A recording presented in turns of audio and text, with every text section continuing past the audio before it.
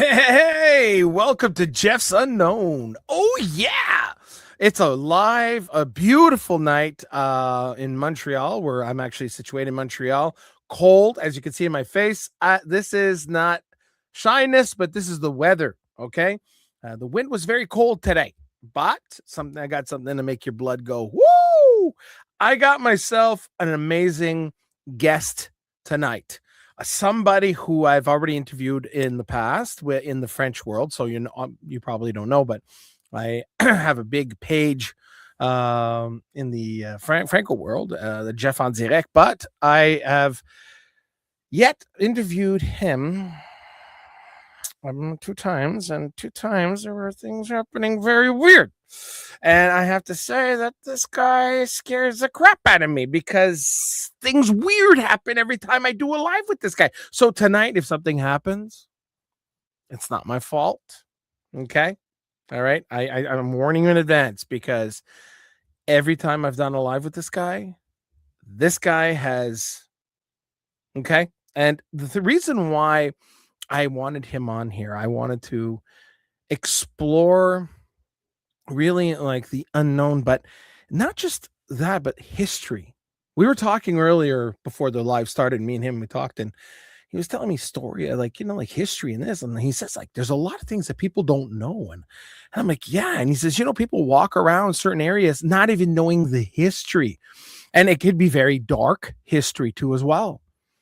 A lot of things, we take for granted, but like when we look at certain places in the world, when we dig, we can see layers of history, and then sometimes you wonder why in certain areas it's very active. There's a lot of emotion, residual, a lot of weird stuff happen, and this is why I think it's important. I know, obviously, if you're not from Montreal, I mean, if you're from the States or anywhere around the world, you're always welcome. I mean, hey, this is not just a Montreal podcast here, but Montreal is very known for a lot of weird crap.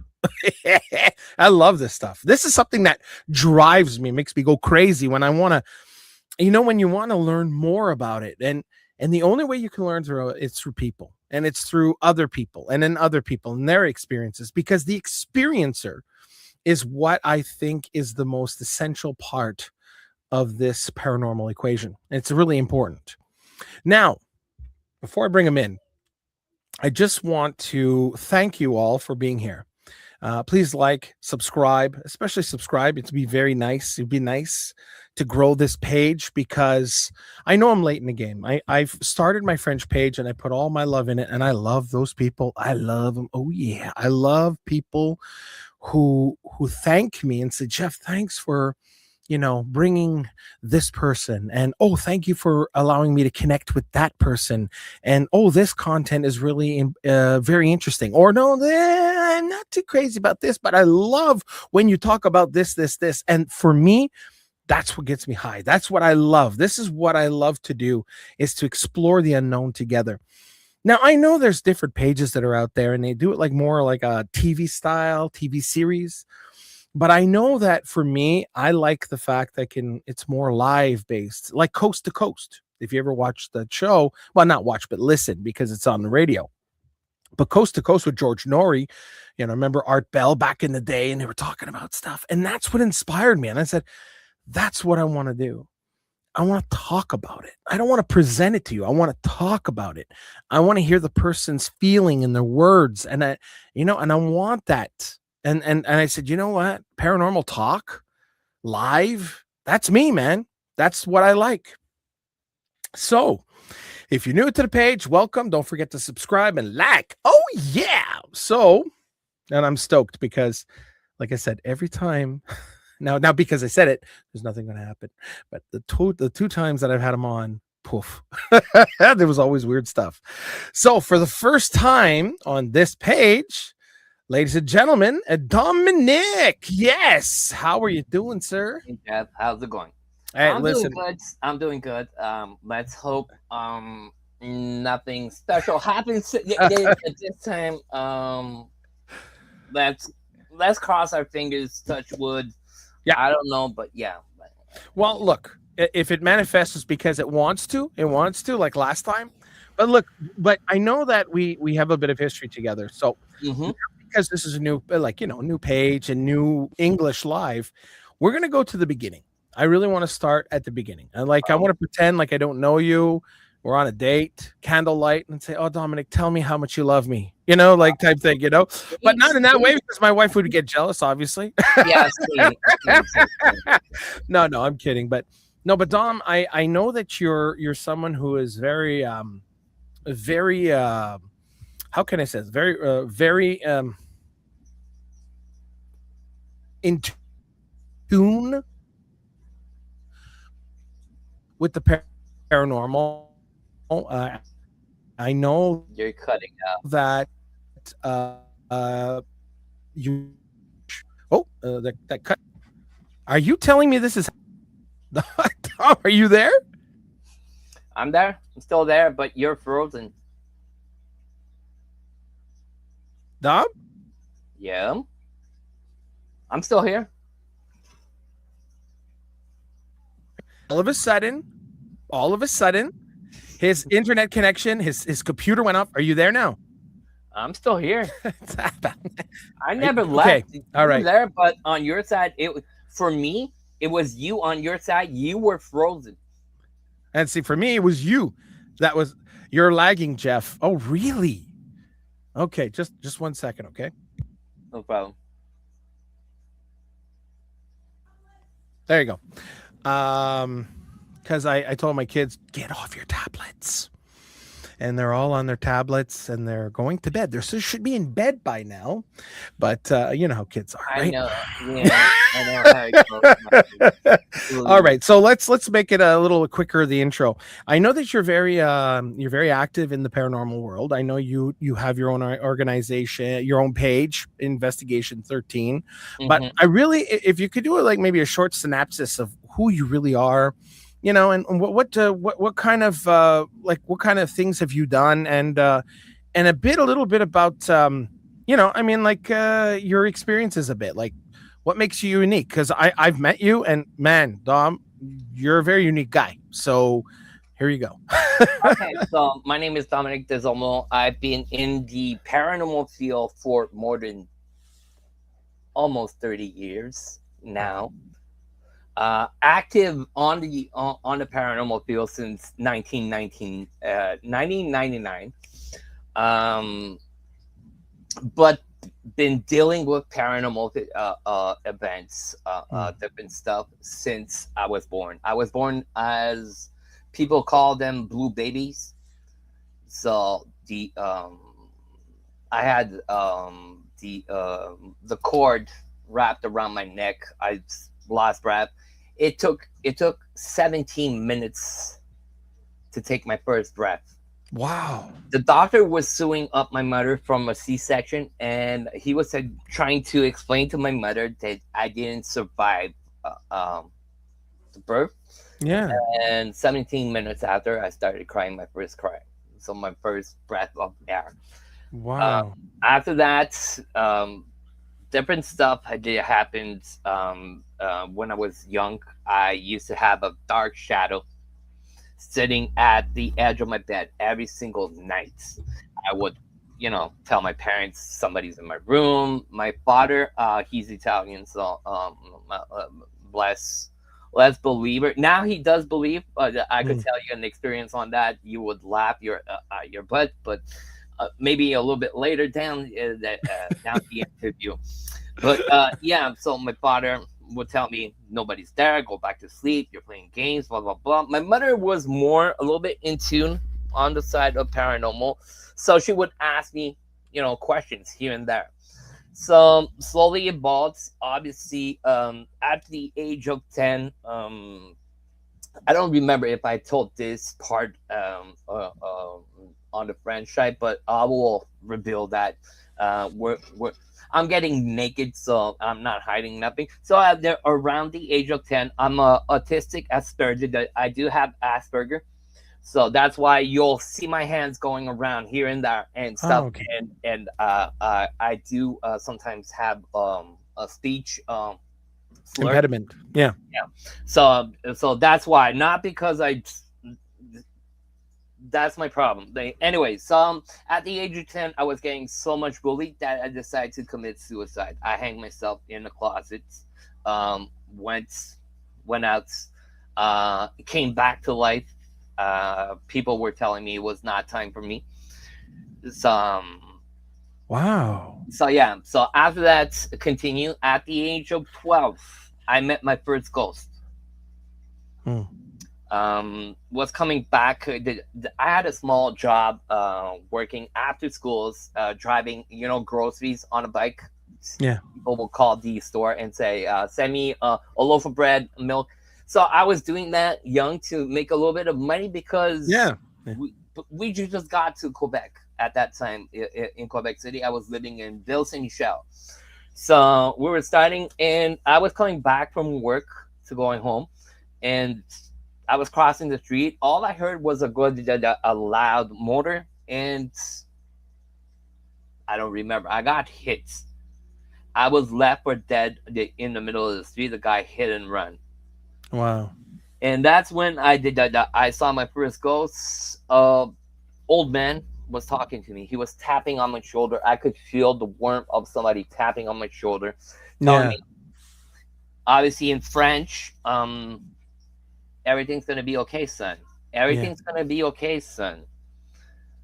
And I was feeling like a lot of lights, a lot of shadows coming to me,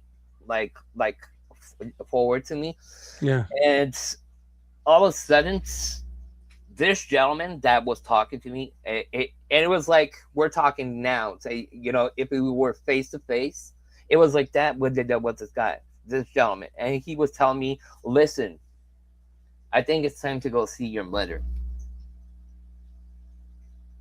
He goes, "It's time to go see mom." Hmm. So, and Yeah. I then I remember. woke up. I woke up. I was on the side of the fence, all clothes ripped in blood. I got up with the adrenaline, walked about not even a mile to to my house, rang the doorbell. My mother opened the door, and I lost conscious. Oh, wow. Okay. She called the ambulance. Ambulance got me, brought me to the hospital. Police got there to take a report and stuff, and they were asking me questions. So I was talking about this guy, saying Hmm. he told me to go see my mom, that everything was going to be okay, and just go see my mom. And they were asking me questions. What does this guy look like? And I could see my mother at the end of the bed watching me, and I could see her face. When somebody, Mm. when you're Yeah. talking about something and you can see it's affecting somebody. I Yeah. could see my mother being affected by what I was saying. So things did go slowly. Get released from the hospital, go home. Obviously, I can't go to school because I have crutches, broken leg, broken arm, scars everywhere on the body. Anyways, I can't go to school, so I have to stay home and Yeah. home study home. So that's what I'm doing. I'm in the living room doing a little bit of homework, and I can see my mother. She's pacing in front of me, and she goes, "Dom, I need to ask you questions." I go, "Okay, go ahead." And she started asking me questions again about that gentleman. So I tell her what I remembered. The Hmm. hair, the way he looked, face, and the way he was dressed. I see her leave the living room, go in her room, and I could hear her in the closet, like moving boxes and stuff. I'm going like, what? What did I create now? She comes Mm. back with a big photo album, and she's scanning the pages in like with a real pace. Then she stops. She goes, "I'm gonna show you a picture. Tell me if it's something like that you saw the gentleman." She turns the album and shows me a picture. I'm going like, I go, "That's exactly the guy I was talking with." My mother looks at me and her jaw goes down to the ground. She goes, "That's impossible, Tom." I go, "What are you talking about?" And Yeah. I'm telling her, "It was real, mom. I had a real conversation with him. He tapped me on the shoulder. I could." She goes, "It's impossible, Tom." I go, "Mom, explain to me why it's impossible." She goes to me and tells me, "Listen, that's your great grandfather. He passed away 6 hours before I was born. Oh shit. So he He's died now the same time as you, huh? he's now one of my guardian angels." Yeah. So that was the second time I passed away, because at the hospital they did tests to see if the heart had stopped and stuff like that, and they found out that my heart had stopped. I was dead in the middle of the streets. So I came back to life again. That's the second time. At Wow. at the age of 16, obviously I was the trouble. I did the trouble. The kids trying to find my way, my path. I was different than all the young kids going to high school and stuff like that. Yeah. So I Yeah. got myself in trouble with some people. Anyways, I got stabbed, and yeah. So third time that I passed away and came back. And then Are you sure you're not a cat? I mean, like you sound like you got like 25 lives there, man. seriously, that's what I said. So those three. So all that time, I was having paranormal events happening to me, stuff that I couldn't explain. Trying to ask my mother, and the father, he didn't want to know nothing about that. Anyway, so it was more my mother asking questions, but Yeah. obviously, going to high school and stuff like that, you have what's a wonderful thing to find information is a library.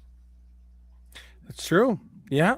Yeah, it's true. Library is a big resource for anything. I did, at the beginning you were talking about history. Okay, yes, I Hmm. do paranormal, but I'm a freak of history.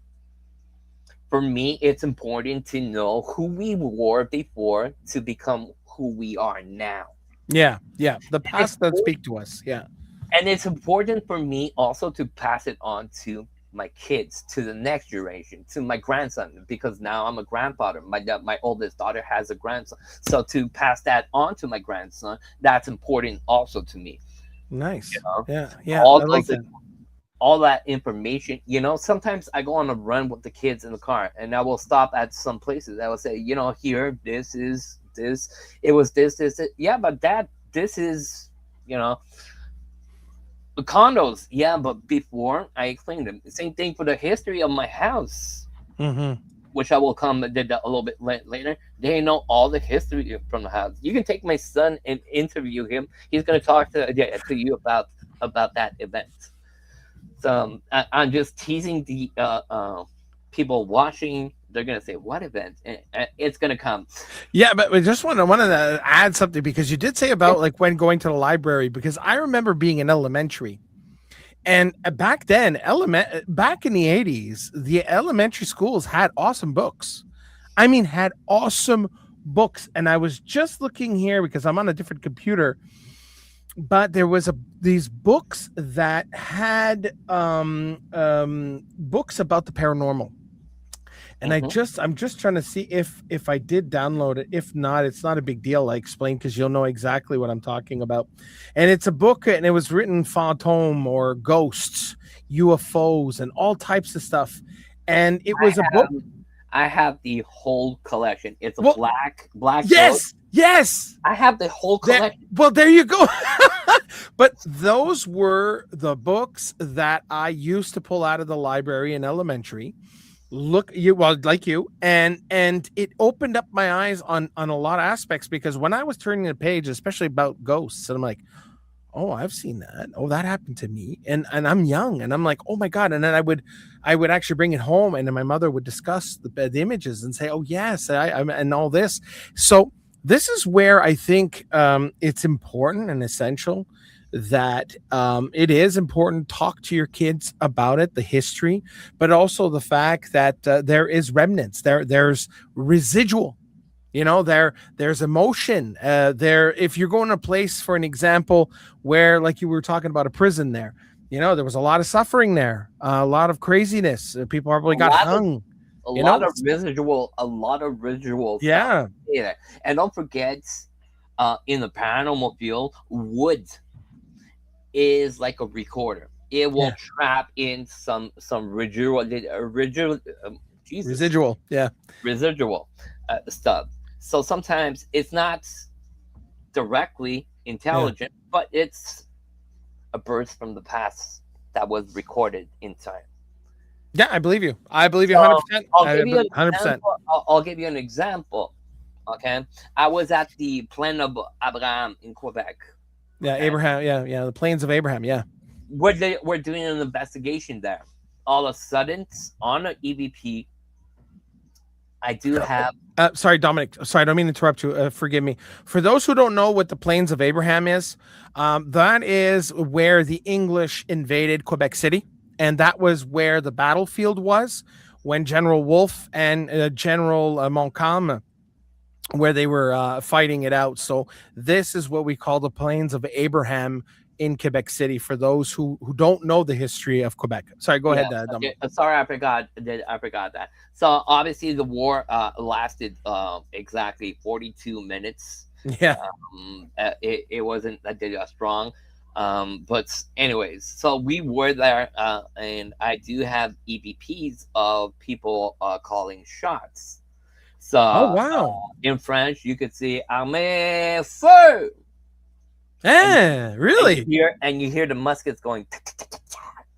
Wow. Different stuff like that. So, but there was nobody there. So that's residual, you Yeah. know. But it's a mark in time. There Mhm. was a battle there. Yeah, Yeah. there was guns pulled, stuff like that. So Mhm. yeah, so that's pretty cool. It And is pretty cool, and it is also it's sometimes surreal.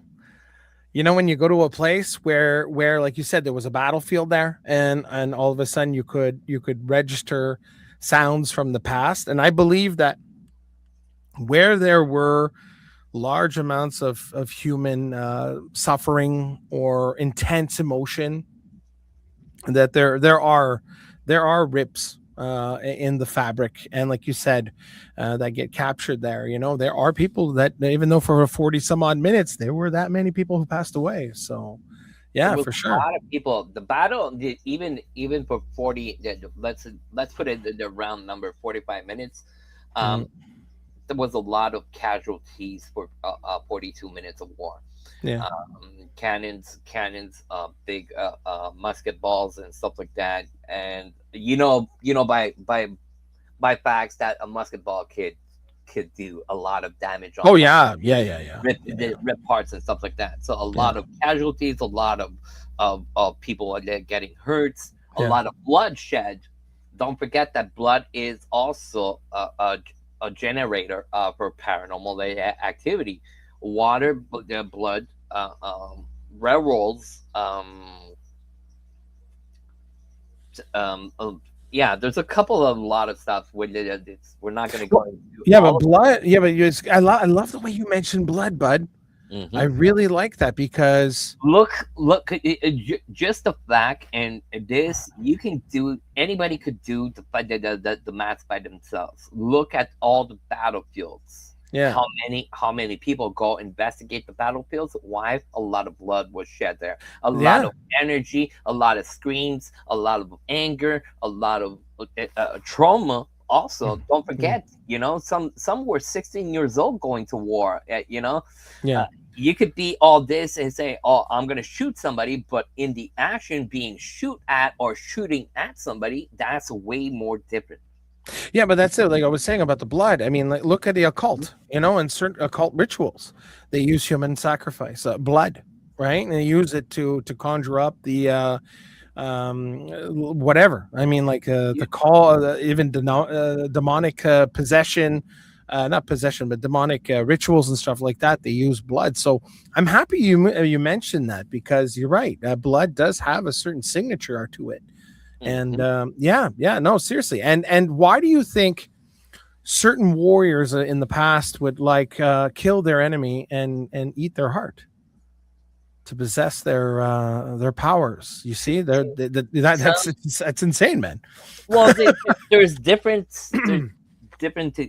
theories on that. Some would say if you eat the heart of your enemy, Yeah. one it's a respect for taking his life.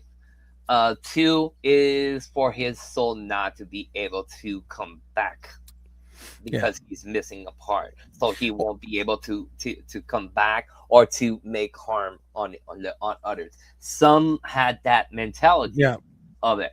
A lot of native tribes, not all the native tribes, but a lot of tribes will Yeah. scalp the people, but a lot will take their hearts also. It's like a Viking drinking from the skull of your enemy. To be or not to be. A lot of of English Saxons also in the Wars of 13 something and stuff like that, where you see Mel Gibson playing You mean Braveheart? Braveheart and stuff like that in those periods. Yeah. Also, the Anglo Saxons would do that. Also, drink into the skulls. Yeah. Yeah. So Yeah. not just the Vikings and stuff like Oh, of that. course. Well, I mean, look where the And Vikings. talking, Yeah, but the Vikings invaded northern England, where a but they lot. were doing that. They were doing that way before Yeah, I know that. getting invaded. And talking about Vikings, a lot of people do not know part of Montreal was in the year 10,000 here in Montreal. We have Vikings here in Montreal. You There's told me. traces. There's Yeah. traces of Vikings. So obviously, native people were here around 1300 here in Montreal, and in 1535, when Cartier made his second trip to Canada, the first trip he stopped in Gaspé, planted the cross, and claimed the entire region or entire Quebec to the king at the time was François Premier. Mhm. So he claimed all that territory for the France. Yeah. In 1535, he dropped feet down in Montreal. The place where he dropped down was not far from Marché Bon Secours and the Molson Company on the Okay. side of the water. They did well.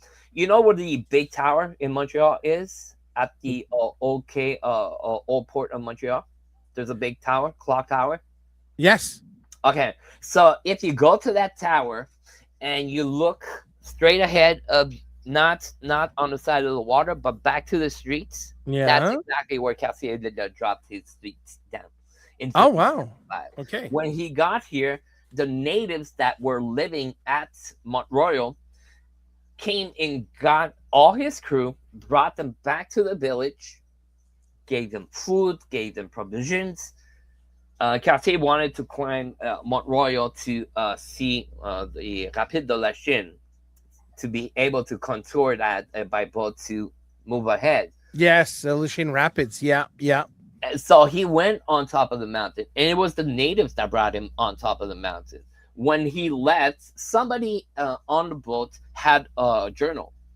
In that journal, and that's public, you can find it on internet presently and stuff like that. In that journal, it was written that the natives here on Mont Royal at Mont Royal had prisoners, and in those prisoners there were Vikings, and Oh, we're talking really? 1535.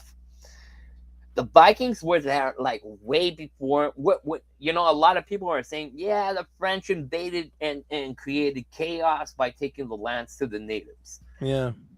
Sort of true. Even before the natives were here, a lot of Vikings were roaming. Not saying that I'm not saying settling in Montreal, but they No. were No. Yeah. roaming around Montreal trying Yeah. to Yeah. provisions, trying to find way to discover the new continent that they just discovered.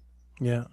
But by 1535, there was prisoners, Vikings prisoners inside a sort of cell, a jail cell, a native jail cell inside the village.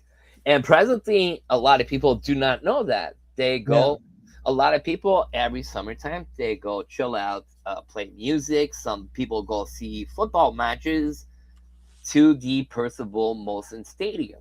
Yeah. What a lot of people do not know is underneath that stadium, that's where the natives were settled. So that was their settlement. Yeah. Yeah, and in 1300, that settlement had the name was Teotihuacan. Okay, Tiaka. Tiaka. Yeah. Tiaka. And when you translate that into our French that we know there, what do you think comes out? I don't Osh- know. What is it? Oshalaga. Oh, Ashalaga. Oh my. So the village was already named Oshalaga. Okay. Mm-hmm. Okay. So the city that we have now presently in Montreal called Oshalaga took their name from the The settler of settlement. Oshalaga, but there was already a village here in the 1300s called Oshalaga. You know, Obviously, that's crazy. obviously, when the settlers came here, the real first settlers, Yeah. they came here. You know how? Because of a guy de la Boursière, his name was. He had a dream in France that Jesus came to talk to him and Okay. said that he needed to go and convert the savages in New France Okay. to create the New France and to convert all these savages to become Catholics. So Marie Bourgeois, Maisonneuve, this guy, the Bossetière, got on a bunch of boats. It was like 6 or 7 boats with about 300 people on every single boat. They left France and Mm-hmm. came to Montreal, got to the port of Montreal, and decided to construct what we know today as Old Montreal. But at the time, it was called Ville Marie Ah, Ville Marie. Yeah. in honor of the Virgin Mary. Mm. And way before that, in 1611, Champlain stopped at the exact spot where the French came in 1642, decided to start having a plan to make a settlement there. So he started planting vegetables, stuff like that. Yeah. Yeah. Permanent settlement. Yeah. But he left, and that's 1642. That's when the French settlers got here in Montreal. And when they got there, they decided to put a fence wall, what we call today the Champ Mas. Yeah. Right behind the Champ Mas, it's a big like height. That was a wall. So that was the village of Ville Marie. Now today, if you're looking for the village of Ville Marie or the Yeah. old forts of Ville Marie, Yeah. it's underneath a museum in Montreal. Yeah. So Yeah. I. Yeah. le musée de la Pointe à Calière is actually the birth of Montreal. So underneath, if you go there to visit that museum, you Yeah. will see the foundation of the first settlement of Montreal in 1642. There's even coffins that are exposed there. You'll see the bodies of the settlers there. Really. Yeah. And talking about that, I'm gonna take a small. This year, Haunted Montreal, which I is a company I work for, we do ghost tours and paranormal investigations. I'm in charge of all the paranormal investigations, French or English. We're Yeah. starting a new investigation called the Dark Past of the New France, and we're exploring that part of the old Montreal. Oh, that's awesome, man. That's So, awesome. so what Huh. we do on the tours, I'll explain that for the tourists because a lot of tourists come from the states everywhere around and they do tours. So we have ghost walks and we have paranormal investigations. So on the paranormal investigations, we lend you tools, ghost box, REM pods, stuff like that, and Yeah. we go ghost hunting. So we go from spot to spot in Old Montreal. We do a little bit of ghost hunting. I will explain the history of the place. Obviously it's a paranormal thing, so it's more on the ghost side, but we also do bring history. And this was something very important for me when I joined Haunted Montreal, was the part of history, not just the paranormal facts but also the history. Well, history does play a huge role It had in understanding, right? It's extremely important, you know. But you said that you lend the equipment. Now, the equipment you talk about, you lend them what? What like what? Ghost box or something? What's that? EMF. Oh, EMF EMF. Okay, yeah, all right. detectors. I have some tools charging K2 meters. Okay, K2 meters. Uh, the rest of the equipment is like way too. Oh no, I have some REM pod meters. Wow. Ghost boxes, obviously. Now, I remember now I know like we're trying to play like a little bit like, "Oh, you have a ghost box?" I know that because the last interview that we did together, you brought out that ghost box. Mm-hmm. And and I hope we can do the same thing again tonight cuz I want to talk about that. I want to talk about yeah, what we did last time and I want to really get into a That's little bit about it, you know? Yep. So, what do you want to know? Well, listen, I mean, you know, a lot of paranormal investigators now are starting to start using that tool. They're really starting, and I just from experience because I've never used one of those things. Never. I've always used my intuition, my gut feeling, my feelings, and my sensory perception that I seem to be born with. But you know, how accurate is that a spirit box? And you obviously used it, but talk to me a little bit more about this spirit box, and if people don't Okay, know what it is. spirit box. There's different types of spirit boxes. Okay. Yeah. The one I use is called Necrophonic. It's an app that you can get on the phone. I find it practical because you don't need to transport more equipment. Because if you would see the equipment that we at the beginning, I used to have like 5 big suitcases full of stuff. Wow. Obviously, with experience, stuff like that, you downsize your equipment and stuff like that. So I use that app because it's more convenient to do that for me. But some will use what is called the SB7. There's another version out there called the S Box, Yeah, I heard about that. which is sold by the American store Gold Stop. Mhm. I tried the SB7. I tried the S Box, SB11. To be honest with you, they're I would say 95, yeah, 95 to 99% precise when they Precise, really.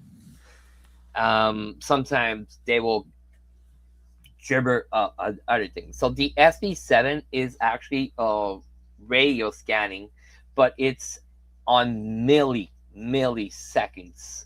So when you hear a voice answering your question, it's going to be on like maybe 6 different stations in that Okay. second. It Okay. answers you. Obviously, a lot of people when that came out were criticizing, saying you can hear the radio. Yes, you do. Sometimes you will hear it. There's stuff that you can do to prevent that. There's a pouch they did that it's called a Faraday pouch that's gonna cut the interference of the radio. Yeah, the I would not interference. I would not cut it. Why? Because I'll give you an example. Gave it in French. I'll give it in English. I was using that exact piece of equipment in a cemetery. It's called the Calera Cemetery in Montreal. Mm-hmm. So I was using that, and we made contact with a gentleman, and we asked him a question. When did he pass away? On the ghost box wall scanning, we heard the song of Brian Adams, "Summer of '69," but only the part "Summer '69." So obviously, question that came pop up right now was, did you pass away in the summer of '69? 69. Yeah. The answer was instantly, it was yes. It was the same guy that was answering the other question. So that's a paranormal fact. You can take that and say, oh, I got a really good EVP. EVPs depends on the quality of the sound, but when it's really like pitchy point on top, like clear crystal, Yeah. You can say that's a class A EVP. So it's like in school, you have A, B, C, and you have minuses in there, so A plus or Yeah. A minus and stuff like that. So you do the same thing. So obviously this thing will help you, but like I said, when you do ask questions, Hmm. there's a way also. Once you work with it, obviously when you start with it, you're gonna say, I have problems hearing whatever it's saying because there's too much white static inside the scan, because all the time it's scanning, it's going from channel to channel, and all you hear is the white noise in the back, so it's going. Oh yeah, that must drive you crazy. Imagine hearing that noise, and if you do an investigation of 8, 12, 16 hours in one place hearing that screeching, Yeah, yeah, go crazy. you get headaches, migraines, and Yeah. stuff like that. So obviously that's where they came out with a portal. Portal is those small boxes you'll see a lot of people will see with guitar pedals on it, a small amp with guitars, and you plug your SB7, SB11 S box on it, and that will like stop. There's a noise gate pedal, so that will stop all the screeching. So you'll have only the reverb on the other pedal pushing out the sound. Okay. Yeah, yeah. Sorry, it's just something happened all of a sudden. All the viewers that were on, all of a sudden it went down to zero. It's like poof, everybody got kicked off. I don't know what happened. No, no, I don't know. No, look, listen, we were quite a few people, I believe you. I and believe I'm you, but looking at every no, single time. I'm looking at the counter, and then all of a sudden, everything drops to zero. Like if everybody just got kicked off at once. Every single time we do something, French or English. No, but okay. In the description, anybody who got kicked off of the live, let me know. I just want to know because I found that very weird. He goes, "I'm here." Okay, well, because it really weird, man. All of a sudden, all the counter went to zero. I'm like, well, where did everybody go? and then all of a sudden, everybody's back now. You know what? Ever since you took out that doll, ever since you took out that special little doll, that voodoo doll that you got. Yeah, yeah, yeah. You know what I want to do tonight? I want to do something. I don't know if Mm, you're up to it, but shoot. I want people to see her again. And do we think you could do the ghost box and maybe do communication with her? I know the Uh, hesitant. I know I'm asking a lot. I know. I'm just saying. I'm just saying. Hey, I'm just shooting the shit here. I mean, you have to feel very comfortable. But I'm I don't telling you, want you. I don't want you to be deceived. Would I'm I'm down for not. anything. No, hold on. I'll explain why I'm saying Yeah, that. Depends on the mood she is. Sometimes she will be talkative, because I and know she's sometimes. doing it. No, Dom. I know she's doing this. It's her. Mm-hmm. And she's not being mean. I know she's not being mean. She's having fun doing this. I know she is. I could sense it. Okay. I could feel it. If it's not her, hold on. If it's not Margot, Okay. it's gonna be Kimberly. Oh, the playful one, the red one, you mean? Yeah, the one that your mother. Well, no, your mother's the voodoo I don't want she doesn't like, but the red one, she could be playing because as you can see, the arms went up this Yeah. week. Yeah. Look, New Mick here says, I've been watching these dolls all along. They're giving me the Hold creeps. on, hold on. You're gonna have the creeps in a couple of seconds because I'm gonna go get them. Yes. Let's do Hold it, on. baby. Let's do it. Let's disturb the peace. While he's doing that, I want to say hi. Hey, what's up? Frederico Live Cadio 6661. Hey, what's up? Oh, yeah, I was talking about just went here, but I found it weird and there's only 5 viewers. Well, listen, you have to understand that this is a new, so I'm starting, right? This channel. So obviously, at one point I got 8. But listen, I'm growing. So that's why you guys are important. There's And if you no share, like it, and also share this stuff because I really want to get the people to feel and to know the experience of paranormal. And this right here with Dominic, I'm telling you, it's going to get a lot more creepy. And I'm going to tell you, this is something I've seen things happen at previous interviews that me and him have done. So only for you, ladies and gentlemen. Which okay, which one do you want to start with first? Let's start with the friendly one there. But I'm telling you, what I feel is different. Kimberly, Yeah, I the friendly one is Kimberly. yeah, the playful one, yeah. The other one, Margot is like Aunt I like her. Jemaya. No, but she's like Aunt Jemaya. You ever seen a black ant? Because I had a few black friends, and I remember there was this aunt, and you don't know if they're gonna give you shit or they're gonna be friendly. You know what I'm saying? Like sometimes they're playful, but you don't know that they're playful. You know what I'm saying? Like an Aunt Jemaya. You know what I'm saying? But this, oh my God. Wait a minute. Whoa, whoa. Okay. When you lie that down, does the eyes close by itself? No, Okay. I'm not kidding. But her actually, eyes, see, there's nothing. I can't close her eyes. There is no lids. after the live, I'm gonna go back and I'm gonna look at this moment. Wait, it's 47 and let's say 20. I'm telling you, those eyes were closed, bro, and they opened. You remember what I told you last time? She will look at the computer and she will move. See the arms, how they're up. Yeah. Usually, when I put her down, I put her like this. So when I pull her up, I'm gonna put her up back there, and if the arms move, I'm gonna take a picture and send it to you when she moves, just to show you. God damn. Look. The other thing that happens, you see, there's fish tanks right behind me, right there. Yeah. So on top, I do have Oscars on top, and the bottom I have sharks. As soon as I start playing with those, the fish go crazy. Wow. Okay. No, that's okay. That's just creepy, man. But I'm telling you, you had her at a yeah, well, yeah.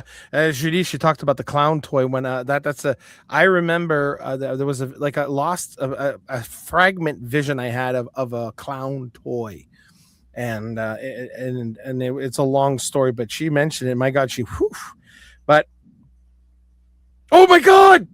Look at this. She goes, Jeff, you're right. I backed up the video and saw the closed eyes. New Mick, I swear to God, eh? Okay, thank you, New Mick. Okay, bro, those eyes were closed. Those eyes were closed. I swear to God. And she opened them. He went back and he actually confirmed it.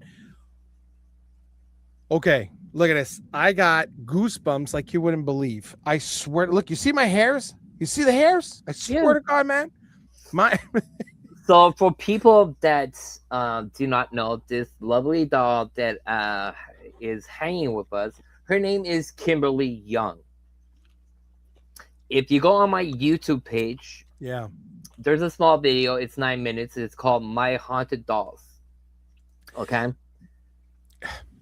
Go see that video. That's the first day she got here from home. Now I'm gonna explain that story.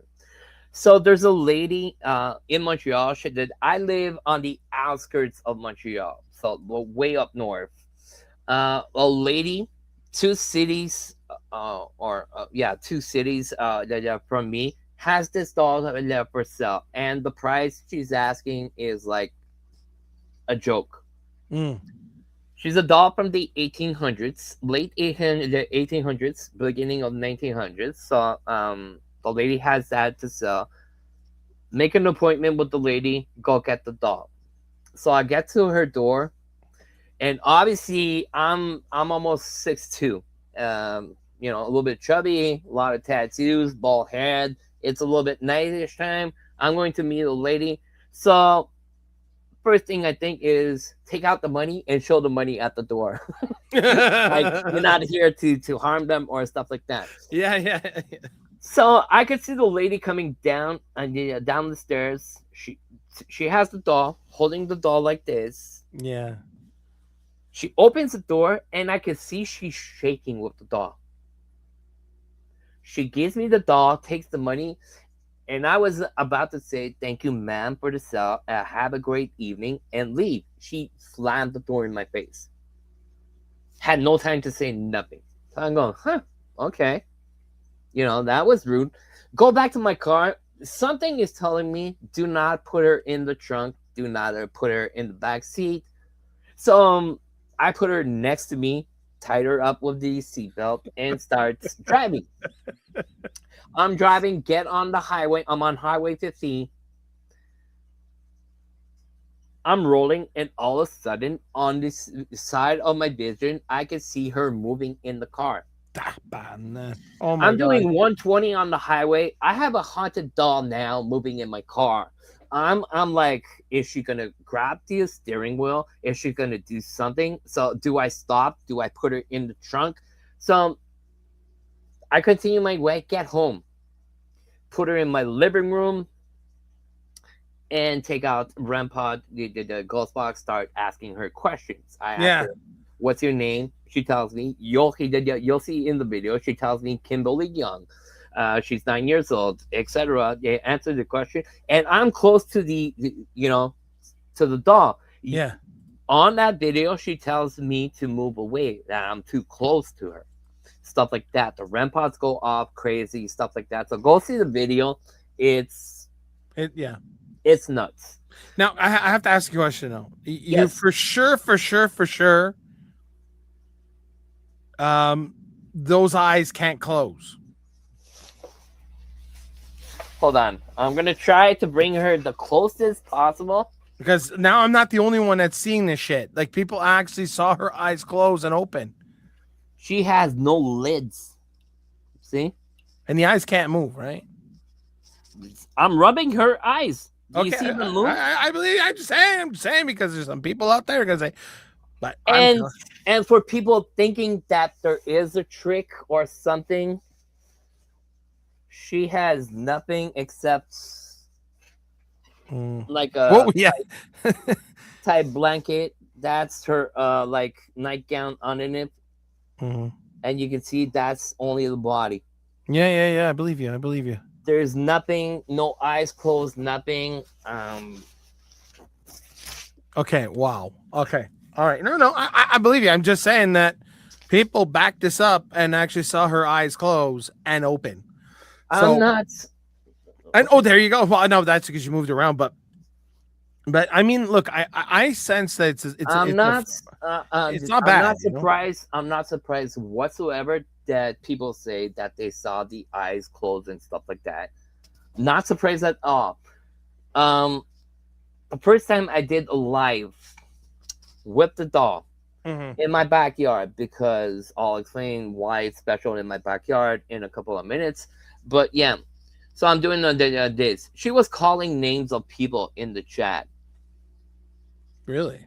and one person in particular, a lady, her name was Jess. She was calling her nonstop. So after that, I did another live where Jess was not in the live Okay. whatsoever, and Kimberly was still calling her on the ghost box. Damn. Those lives are available also on my channel. If you go in the lives section, I don't do a Yeah. lot of lives, but if you go, you'll see backyard investigation. Go see it. You'll see the session I do with Kimberly. Yeah. Yeah. Um, Wow. um, I'm just gonna put her down because she's way heavy. Yeah, she It looks doesn't heavy. look Yeah, I like noticed you're like, she is heavy. It is. Okay, Wow. I'm gonna put Yeah. her down. I'm gonna put her on. Yeah. That, Okay. that's insane. Okay. Just before I present you the other doll, okay, I'll explain a little bit of history of my house because I keep on telling people. Okay, so I do live in a haunted house. Mm-hmm.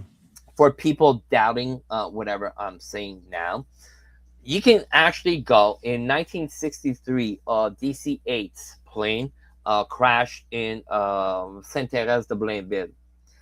118 people lost their lives in that tragedy. My Yeah. house is constructed on top of that plane crash. Jesus, wow. So in the house, it could be we could be talking now and you're gonna see shadows passing, you're gonna see orbs, stuff, different stuff, creepy Yeah, stuff. And Jeff could attest this is what the third life now that that we did together. And yeah. Well, the last live, somebody fell down the stairs. Remember that? yeah, Yeah, and yeah, he's here today. I showed him the small video, the small clip he did. He was laughing. He goes, I'm so sorry. I didn't do on purpose to tumble and to ruin your life. I go, dude, are you no, but serious? I go, are you serious in your time? He goes, yeah, I feel so sorry. I go, dude, come on, man. yeah, I know, You I didn't do know. on purpose, you know? You didn't Yeah. just say, oh, today I'm going to tumble down the No, stairs. no, but like, damn, he fell. Like, and then there was the other case. So what is that? The other thing there? Oh, the computer. Remember when something fell on the computer and all Well, that's what the next doll. So let's hope, let's cross our fingers. yeah. So yeah, that's that's a lot of stuff that happens here. Like I said, we see the pilots and stuff like that. Yeah. Um, we did also a TV show, a French TV show on the plane crash. If people do understand French that are listening, if you want to go see it, it's on Canal D. It's called Enfance Paranormal. Mm. So you'll see two of my daughters, my two oldest daughters are in that video with me, and we do explain a little bit of the paranormal experiences that we had in the house. Yeah. So it's on my page. It's called "The Real Story of 13 Investigation 13." So if you go there on my page, you'll see that video. Obviously, there's a small video clip explaining, showing history facts. The history, sorry, my bad, it's in French, but you can put the subtitles to hear what the lady is explaining. There's also a small song that I wrote about the plane crash. Oh wow. Okay. Nice. This year, it just passed. It was the 29th of November, so it just passed. It was the 62 anniversary of the plane crash. How many people died? 118 people, Holy. 111 passengers, 7 crew members, Okay, so that's a lot of people died on your property, like where you live. and the count should had been way higher. Hmm. But a lot of people missed their flights because that day the temperature was not that too clement. So a lot of people were late to get to. At that time, it was Aéroport d'Orval at Dorval, the yeah. time, but now it's Elliott Trudeau. The people got late there. One family, they escaped from the plane crash. The way they escaped the plane crash is they traded their tickets with another couple. Could you imagine waking up the next morning and saying, "Holy shit, we could have been on that plane," but wow. You know what I'm saying? I mean, that's just freaky, man. I'm gonna go a little bit personal. I'm not gonna disclose their names, but there was stuff written on them, and those people, till they passed away, were in therapy. To yeah, Yeah. they were fucked up. Yeah, fucked up. Well, I can imagine. I can imagine. Hey, Dominic, there's a question here from Numic. He says, Dominic, did you know about the crash before buying the house? No. Okay, so you found out afterwards. Okay, so when we bought the house, I told my spouse at the time, find a house. I don't care what you buy. The only thing I'm asking is to have my office, and if possible, with the budget we have, a garage. If not, we'll get a temple. and, Yeah.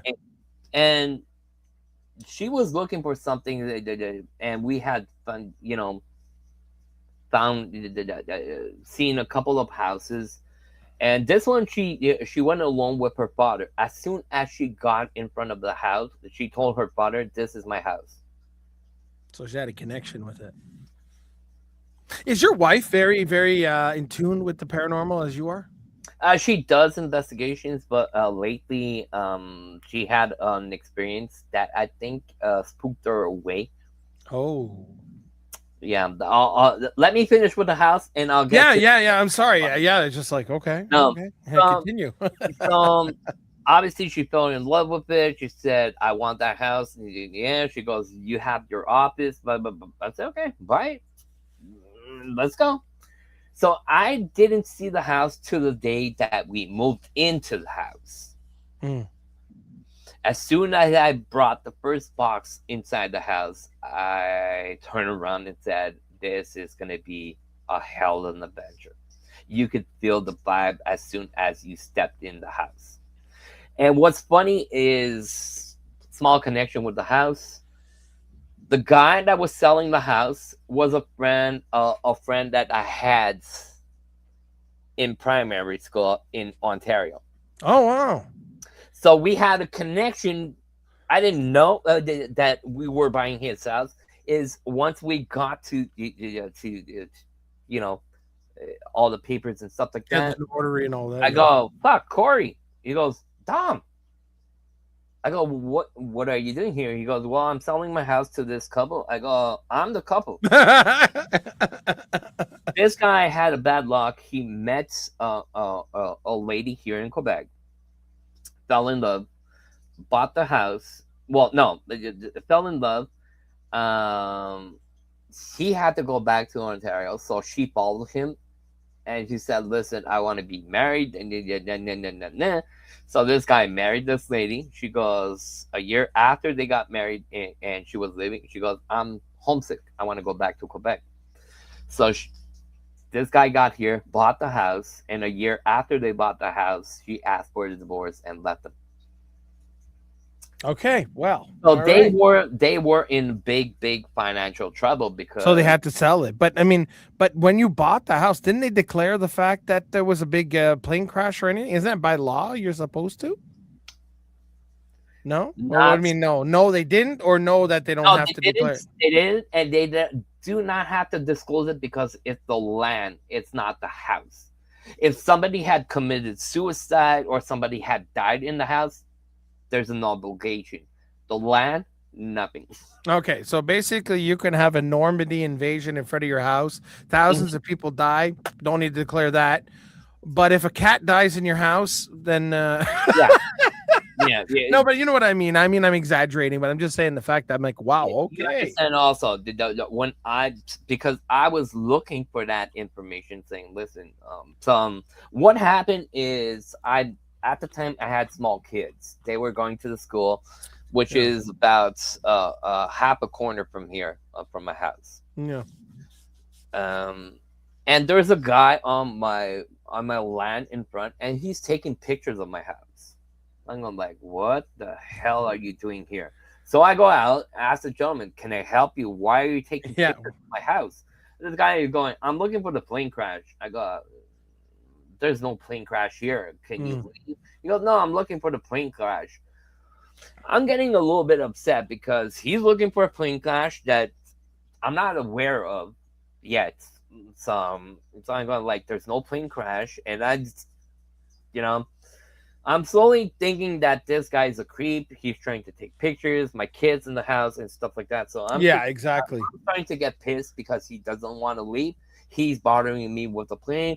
So obviously the tone got up a little bit, and my neighbor came out. He goes, "What's wrong, Dom?" I go, "Listen, this guy is looking for a plane crash. And there's no fucking plane crash." Blah, blah, blah, blah, blah. Yeah. I can see my neighbor still to this day, and he's like, he's laughing at me. I go, "Why the hell are you laughing?" He goes, "Dom, there was a plane crash."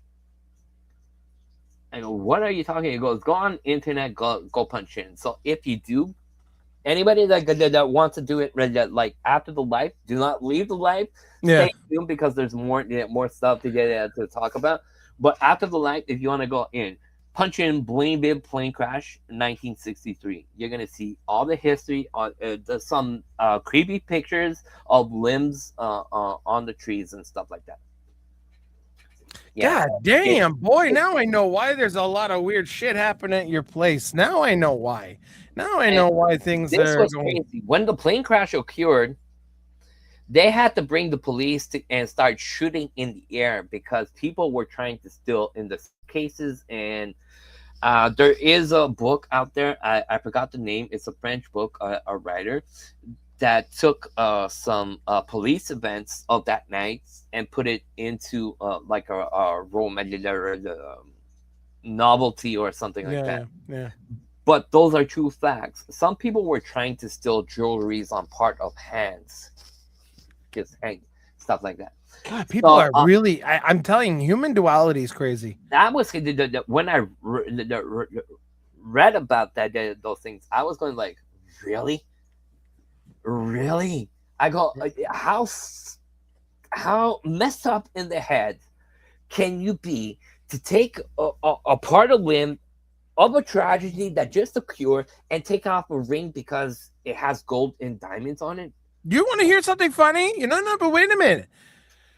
You know when you bury somebody in the cemetery, and Hmm. sometimes they'll lower the casket in the ground, and then the family leave, and they say, "Okay, the tractor's going to come and put the dirt on top." Hmm. But sometimes people, when they notice that someone got buried there and there's nobody around, they'll go around and they'll rip that damn thing off and steal jewelry off the dead body.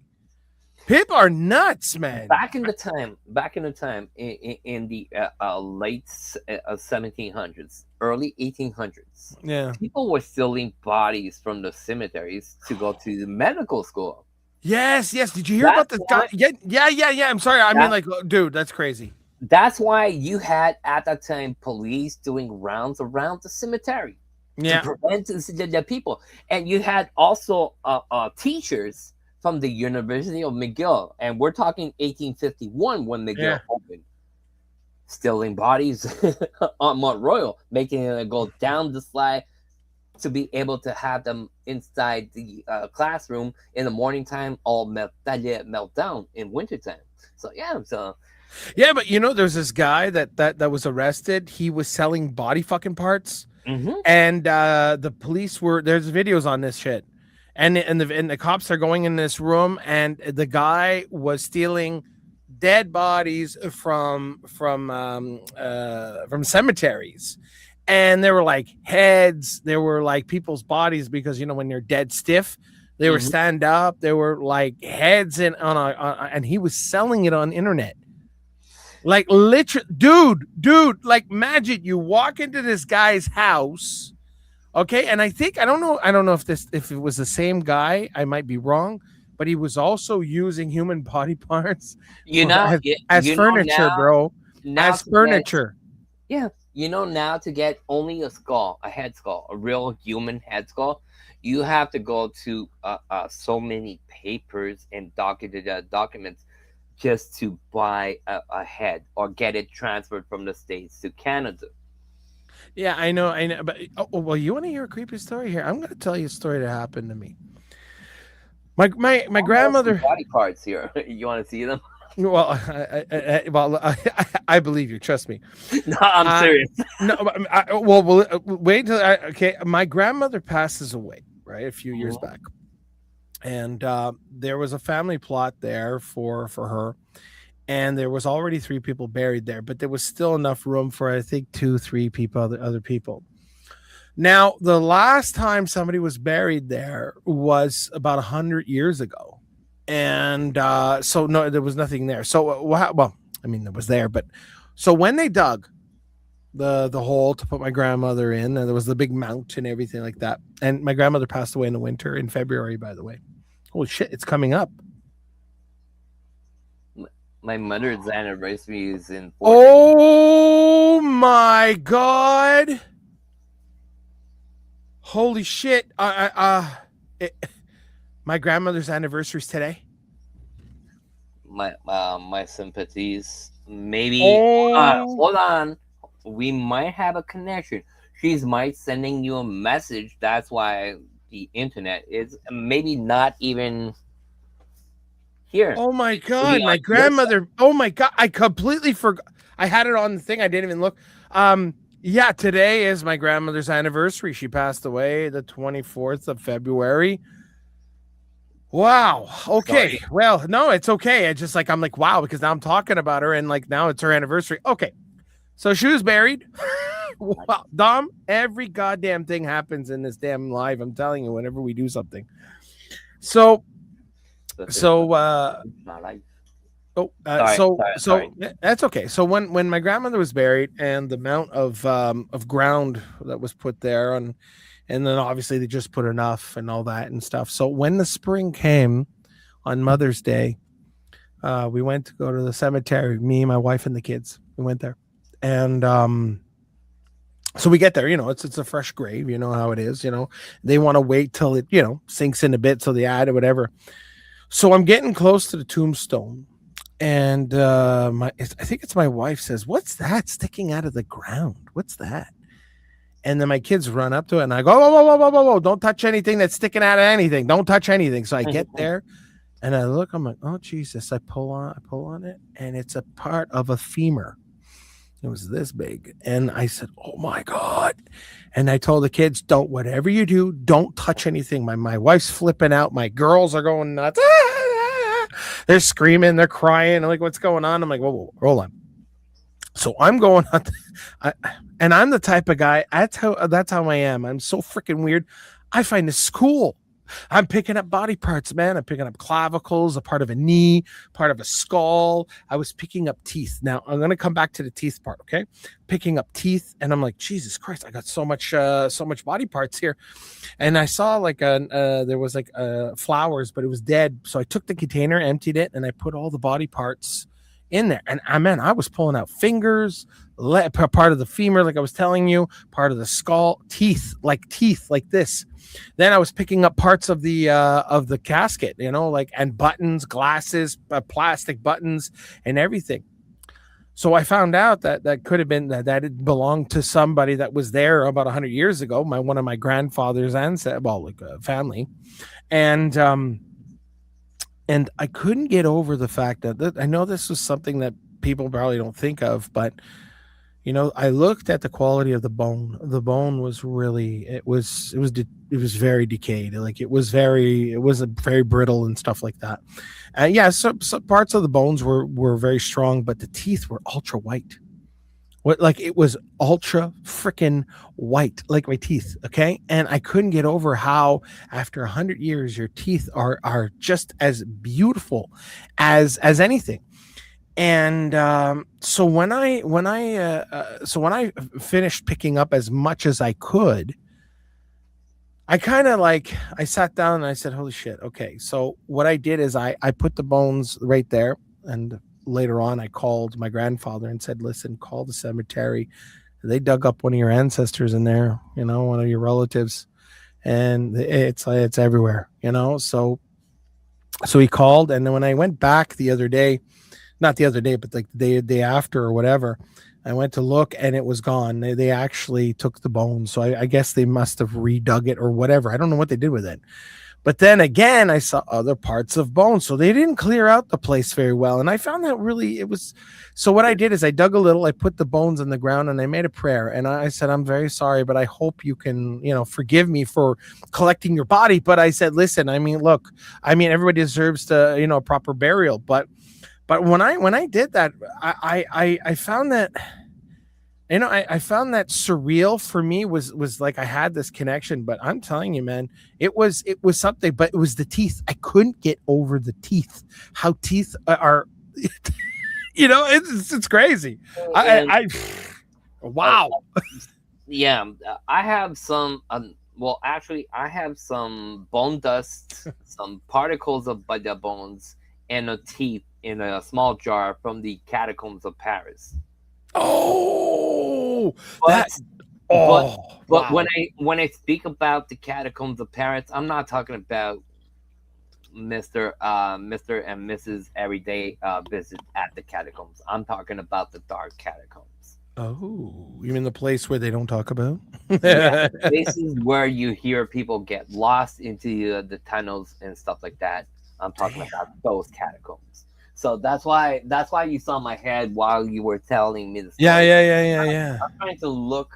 I think it's somewhere over there. But yeah, I do have a teeth from the catacombs. So Oh, that teeth dates back to between 1500 and 1700. So it's we're talking incredible, at eh? the beginning of the foundation when they decided to put the bodies underneath ground in Padilla, Paris, because they were missing spaces to do cemeteries. So Mm. they just emptied some cemeteries and took the bones and then brought them underneath there. So Well, yeah, yeah, yeah, yeah. so But the parts I have that come from that start of the cemetery. Dom, there's some places that cemeteries you're there for like a certain amount of time, and then they take you out, put you in the bag, and they throw you into somewhere, and then they rent it out. That's why that what was happening at Mount Royal, which I found Actually, very sacrilegious, is that you had a plot for almost 100 years, and that's it. And then it, they'll dig you it's up and put a new person in there, regardless if your they bones are. they don't dig you up. That's a lie. No, no, no. What they do is they make a hole, and if you're, what do you mean? Well, what do they do then? They open the hole. Yeah, they Okay. open the ground. Yeah, They open the ground like they're yeah, putting a new casket in. yeah, So and then if just there's a casket there, they just put you on top of the other casket. yeah, that's it. Yeah, that's what I'm saying. So you squash. So let's say I pass away, you bury me Yeah, in the plot, and somebody was there for 99 years. I'm gonna go on top of that person. yeah, yeah, Like, they're exactly. gonna fill up. And They're gonna change the tombstone. They're gonna put the new tombstone and stuff like that. But they're gonna take out everything that was there for 99 years. I think that's sacrilegious. You shouldn't do that. I don't think you should do that. I think you should First of respect them. all, there's a saying that once a body is sent to his last rest, you do not bother that body. No, of course not. And taking out the bodies to put them somewhere else. I'll give you an example, history example. And this Mm. is, once again, whatever I'm going to say presently, you can check the facts everywhere on internet, stuff like that. We do a tour. Like I said, it's called the Cholera Cemetery. Okay. There's between 60,000 and 70,000 bodies still buried in that cemetery. Every day, people walk on that. People do picnics in that park. What park is this again? It's called Dorchester in Plaza, Oh, Canada. Okay. yeah. I go there every day. I'm Okay. right there every day. So the Basilica, right there, halfway in that street on the side of the Basilica, to the other side of Peel, that's the cemetery on Place du Canada. Same way on the other side, except those two buildings on René Lévesque, those two towers. Yeah. The cemetery is inside those buildings, halfway inside those buildings. Oh, wow. Okay. The Marriott, Yeah. okay, is built on top of the cemetery. So the cemetery went down to halfway of the street of Saint Antoine. So halfway the street Saint Antoine, Yeah. okay, go up La Cathédrale Street, which at the time was called Cemetery Street. Then on the other side you go uphill. Then when you get to René Lévesque, you go halfway into those two buildings to come Mm. join, and then you go back on Peel halfway to almost St. Catherine Street. Well, you know what? What we're going to do is for people who don't live in Montreal, what we're going to do is I'm going to take out Google Maps, baby, and we're going to show context here. All If right. Here we go. I This is what okay, so this is all the the catch. green you see here. Mm-hmm. Well, I'm moving my mouse on my computer, and nobody's Yeah, gonna but see yeah, it. you can't see it though. You can't see it. It's me here that's moving it. Okay, so down the streets, you see that that greenish park there. Which And you one? see This one?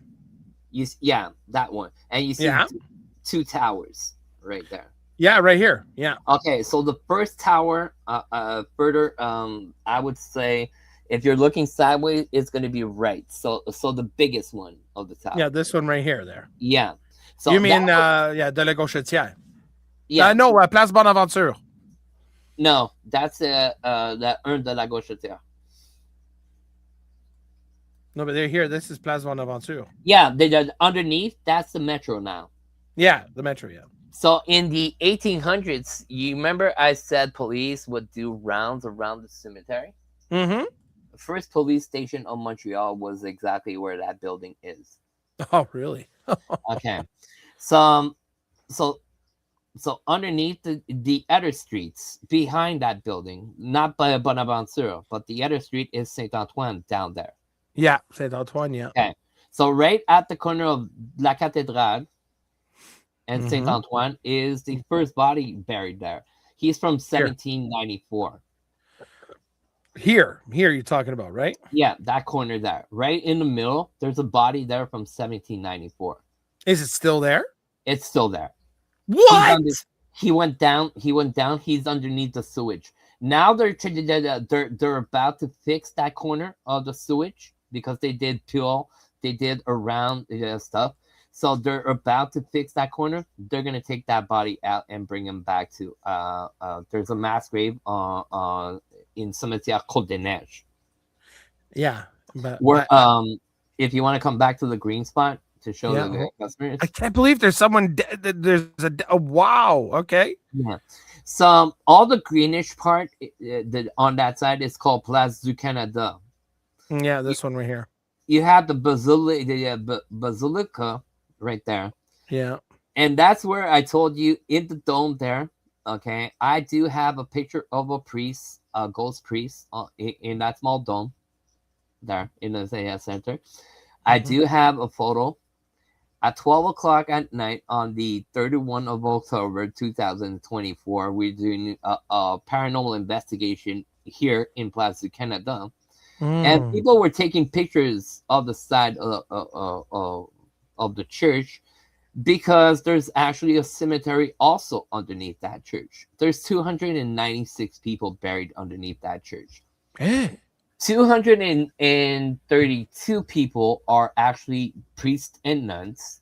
The other people buried underneath there are people that would pay, help pay for the church, would give money to the church, but Yeah. also, like I said, back in the day, a lot of people would like to steal body parts and stuff like that. So they wanted to protect their bodies, their Yeah. jewelry, stuff like that. So they would pay the church to ask them to bury them into that cemetery.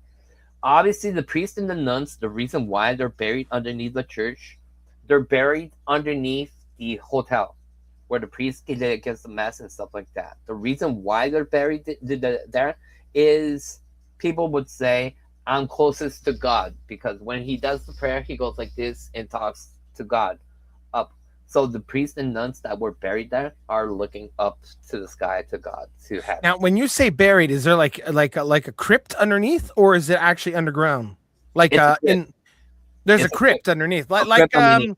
like the royalty Royal Abbey or something, the church Mhm. there where they bury the royalty underneath in the crypt. But you can I think it's once or twice a year you can Yeah. visit what they call the catacombs, so you can go under and see the tombs.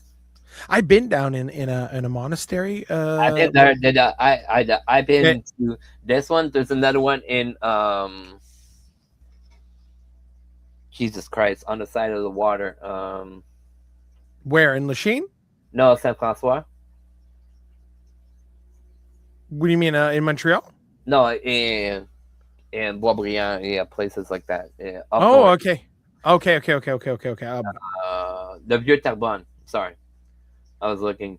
There's a church there. Underneath the church, there's a crypt there. I did an investigation. There's a video on my channel about that crypt.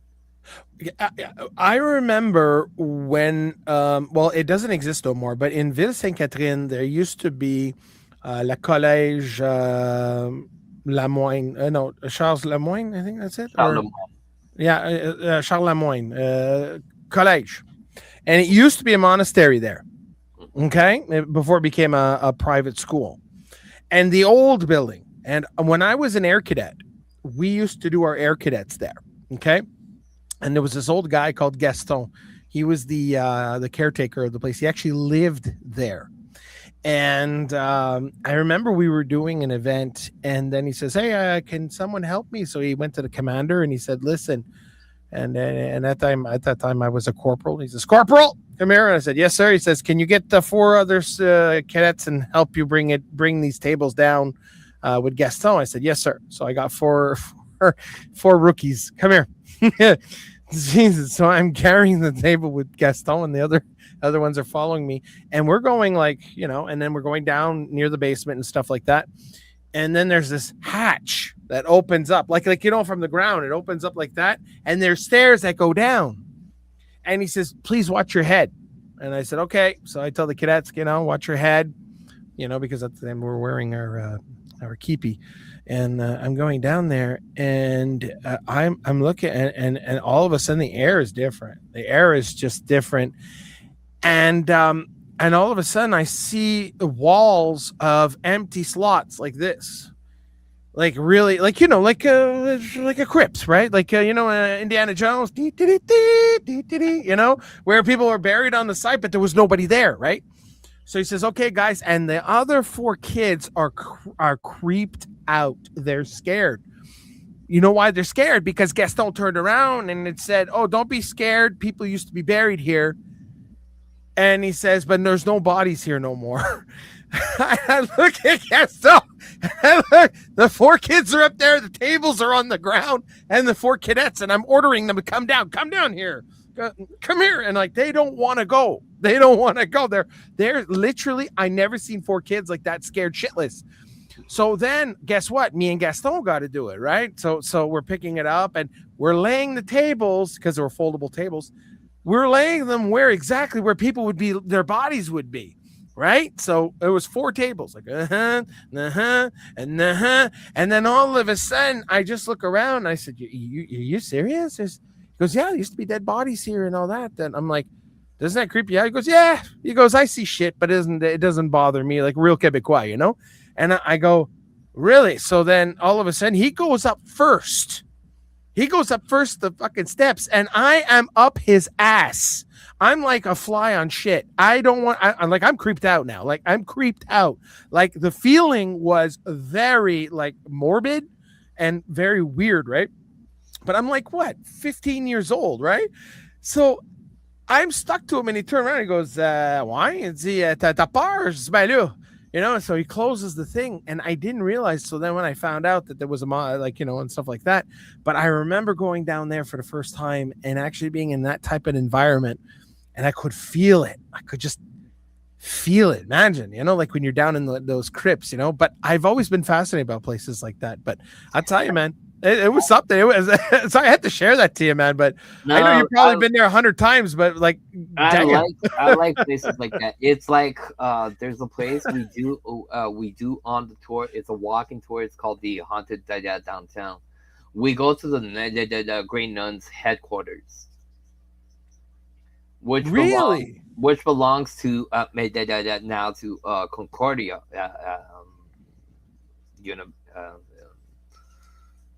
Is that Concordia? Is that right off René Levesque and near Fort Street? They built a new building in front, but then there's this little thing in the back. Is that it? It's the gray. It's at the corner of René Levesque and Maisonneuve. Okay. René Levesque and Maisonneuve. Yeah. Maisonneuve. Not Maisonneuve. What the hell? And Concordia. Concordia. Hold on. Guy. Okay, hold on. Because now you talking about this place? This is Saint Marc. No, or there's Fort Street. There's this one here. Yeah. This used to be an old monastery. Here, let me bring it down to street view, so you can actually have an idea. Because they built something in front of it. Because it. What the hell is this? That's a tunnel. Thanks, Dom. I thank you. Okay, here it is. This is the place I was talking about. Yeah, I know. And they built. I know what you're talking about. That place is haunted too. That's not the Grey Nuns. They were actually c'est les Sœurs Miséricordieuses, something like that. Where is that? Like you see near Guy Street? Yeah, it's at the corner of René Levesque and Guy. Oh, this place. Here, this place. Exactly. Oh my god, that place is huge, man. Okay. So Wow. this is actually it belonged to the Grey Nuns. It was built in 1771. Uh-huh.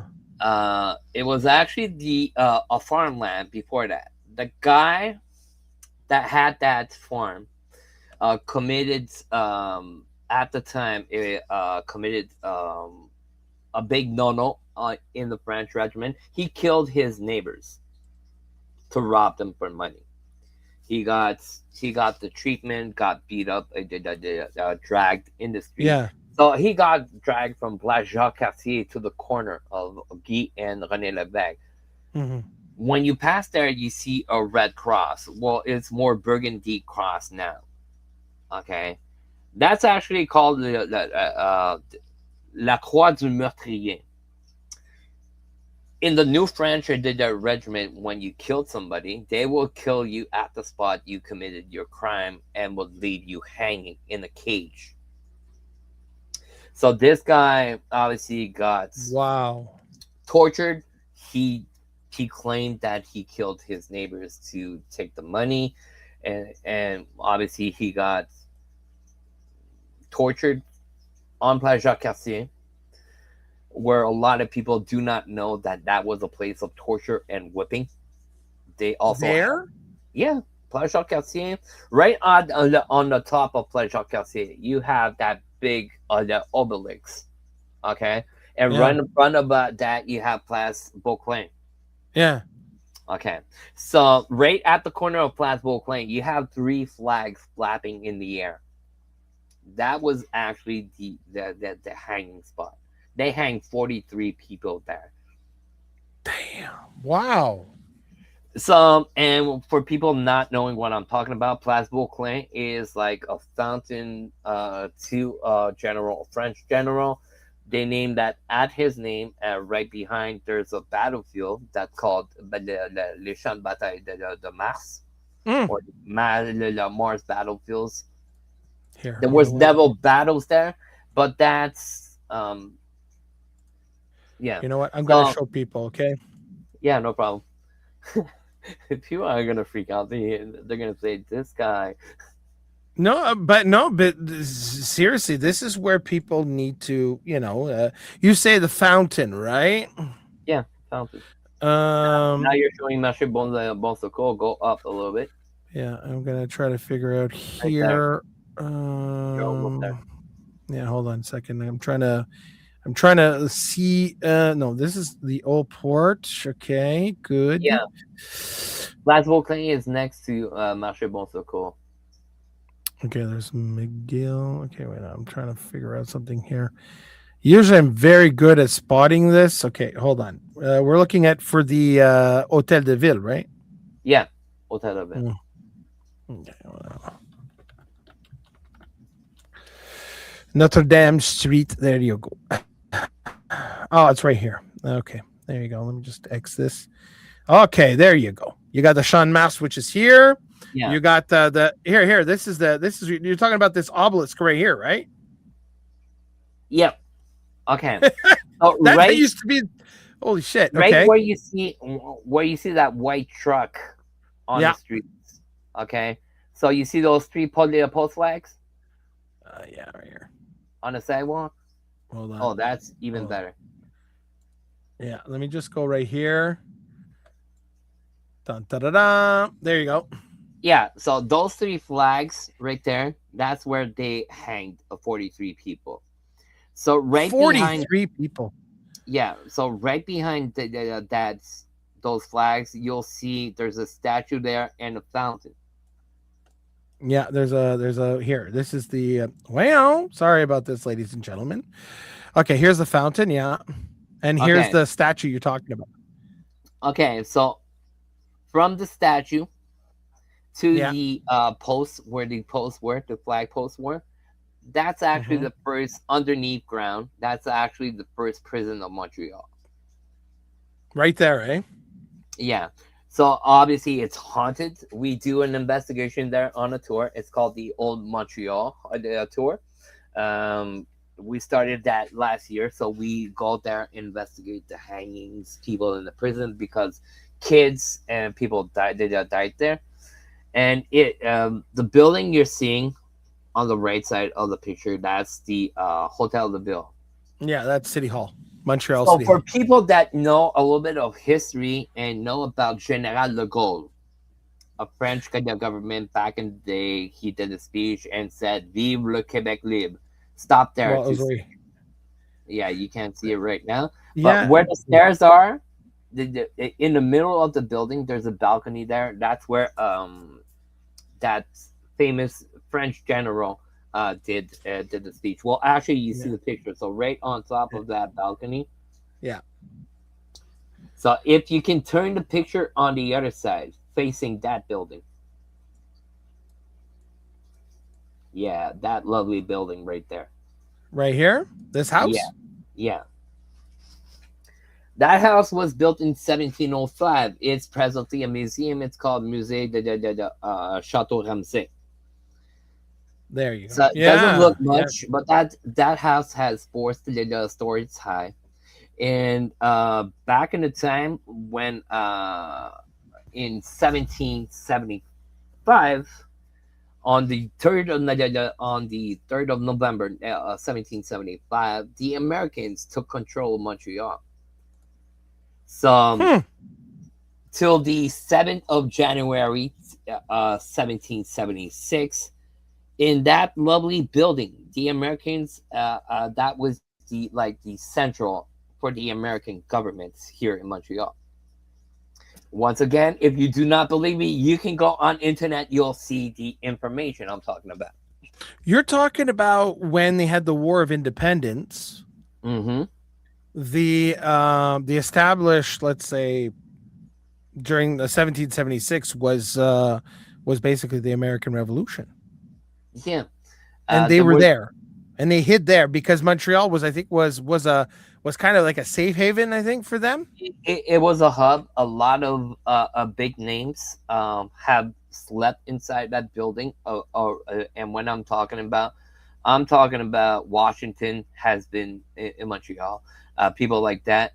Even in 1837, the Wow. American government was trying to help the Patriots to overturn the English government that we had at the time. Well, we Yeah, still have an English government, in at the 1830 time, something. Yeah, yeah, yeah. yeah, 1837, La Garde des Patriotes. Yeah, so that building is a museum, pretty haunted. Um, a lot of stuff like that occurs there. People have died. People that work for that building have passed away inside there. A gentleman, a lady. The lady is often seen. Actually, the gentleman was seen on a wedding picture because you can rent that venue to. Look, look, look. Sorry, sorry, sorry. But look in the window. Look. You. It looks. I'm telling you, man. Oh no, that's a flower. Oh my god, it looked like something was inside. I'm I sorry, do. Dom. I do have pictures on the other side where you actually see a hand in the window and you see a Ah, silhouette holding the drapes. I'll send it to you after wow. when we finished it. So see, this is a lot of history, and a lot of people are saying, yeah, yeah. I hear a lot of people saying there's no places to investigate here in Montreal, no places to invest in Quebec. So a lot of people go to Ontario or even to the States. Not denying that there's lovely places to visit in Ontario, that there's lovely places to visit in the States, because For I do sure. it myself. I do travel. But there's a lot of history here in Montreal and a lot of paranormal spots that people do not take the time. You know, we were talking at the beginning of libraries and stuff like that. That's how Yeah. you find history.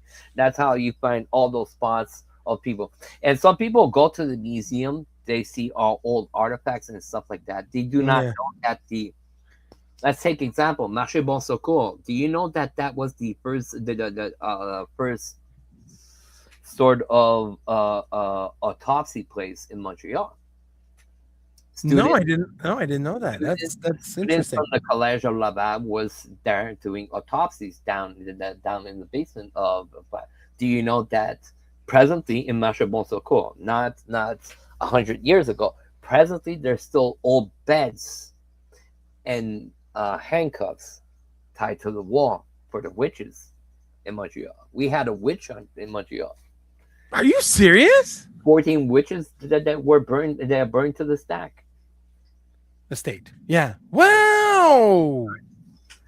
Yeah. Dominic, that's awesome.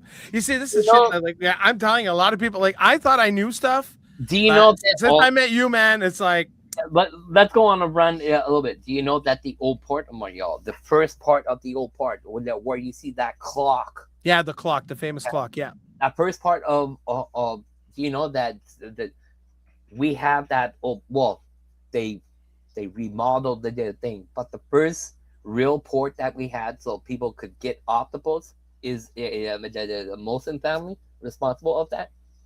No, I didn't know that. Oh. Marché Bonsecours, um, in 1815, Mr. Molson had a hotel at Place de Bon Secours.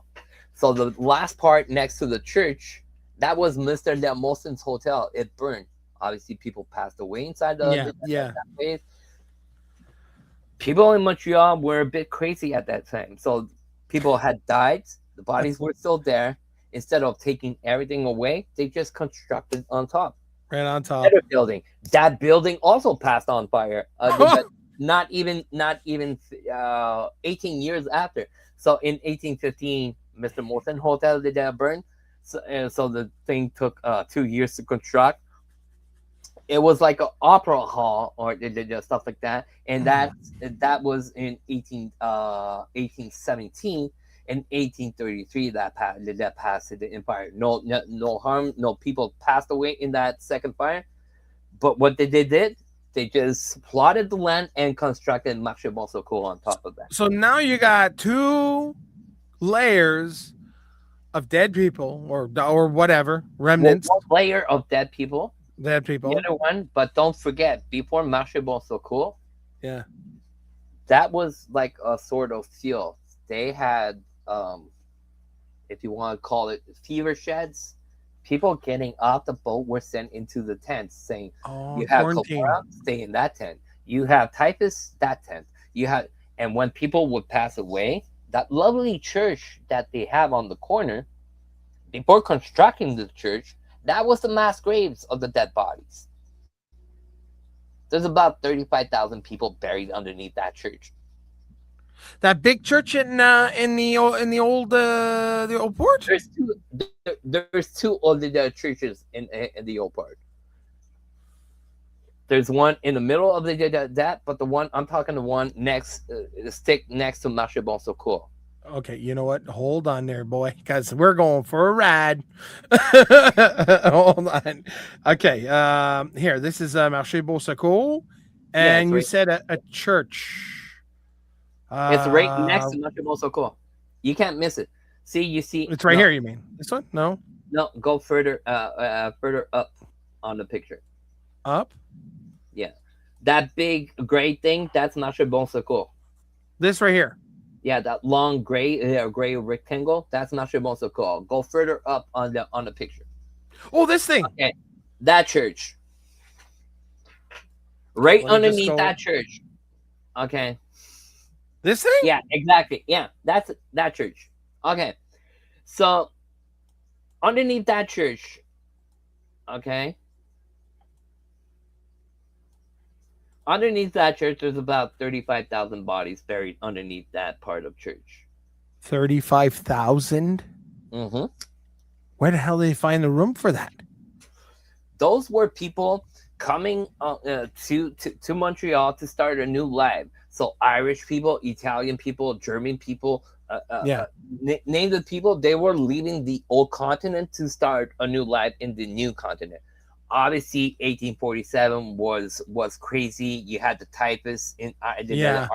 so they sent a lot of people. So Marché Bon Secours right there on the corner. So you have the church right there on the corner, right there. Yeah. Right here. Yeah. Okay, that's where Mr. Molson had his hotel. So starting at the corner of the street, so that rectangle there going cross-side, Yeah, and that used to be the old city hall, by the way. yeah, Yeah. from 1859 to 1879, that was City Hall, Marché Bon Yeah. Secours. Yeah. It was also, like I said, the first the Laval University. So okay, so zoom a little bit higher, Like up here? yeah, and go right side on the picture where the Yeah. boats are.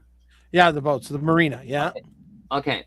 So right there at the edge Here.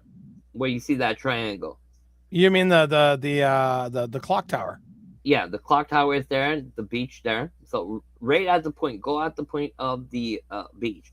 So Right if here. you go crossway on the other side of the marina, right there, You mean where you see the like that gray funny rectangle.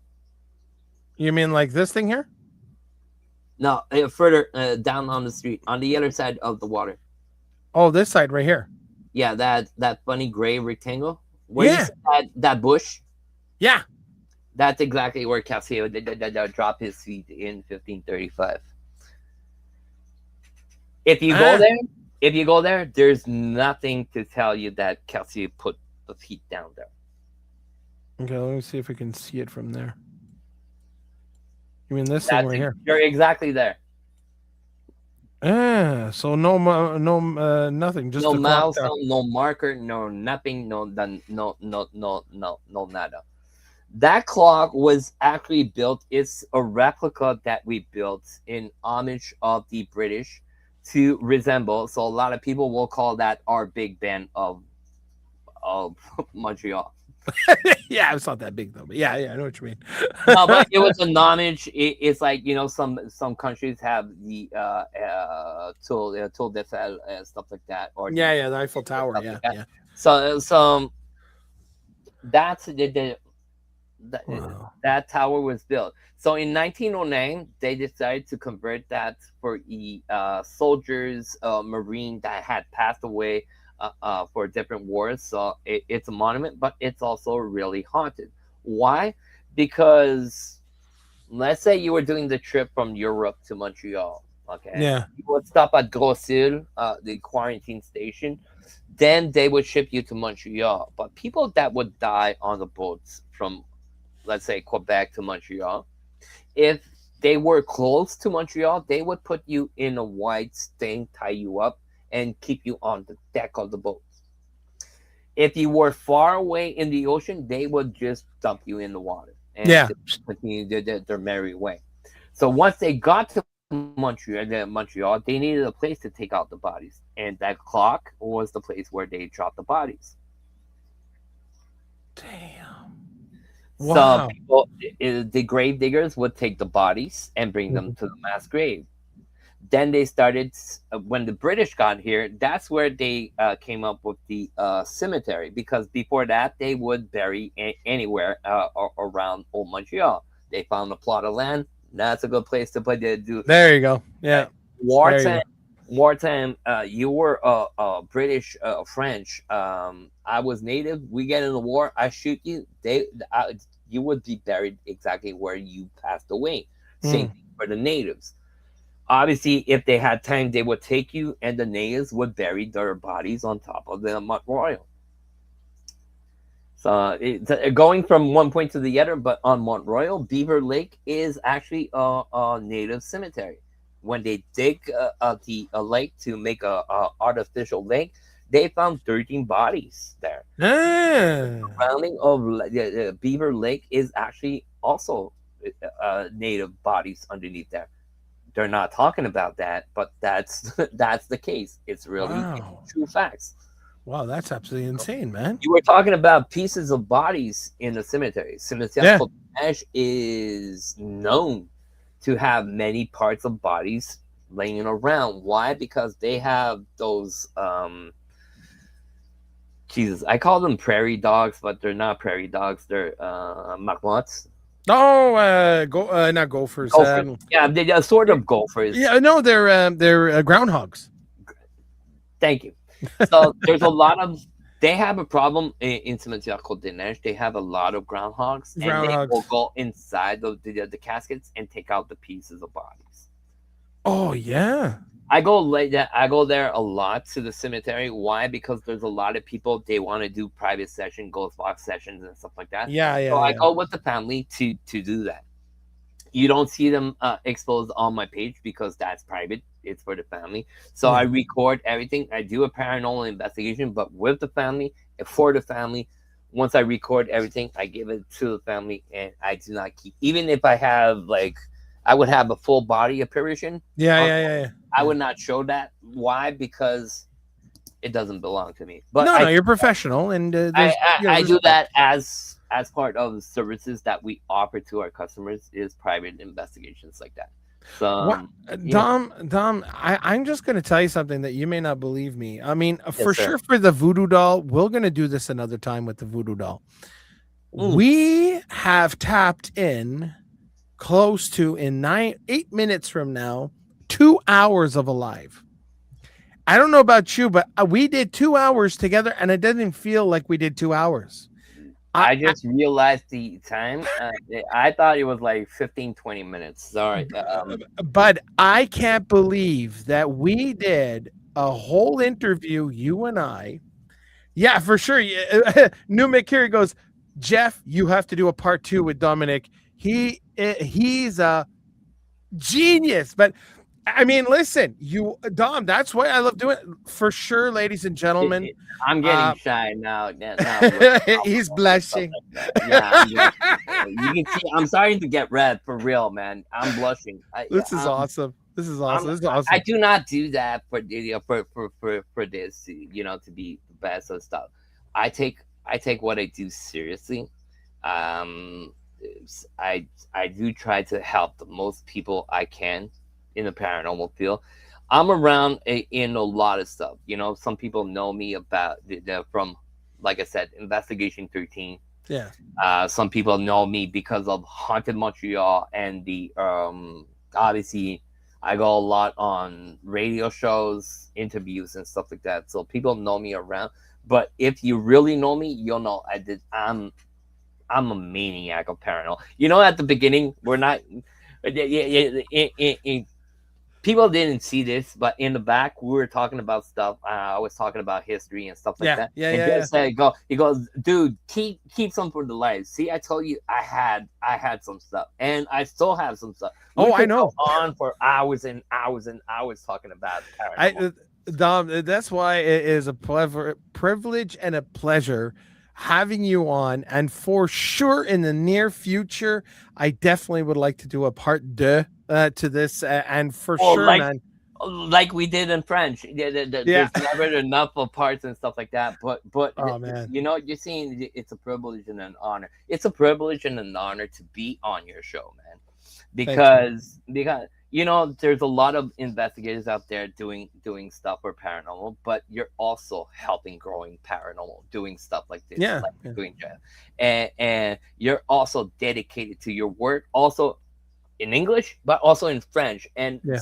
I lift you up my hat because my wife heard you on the phone today and seeing if I did. I was there. She goes, damn, he talks better English than you. I go, hell yes.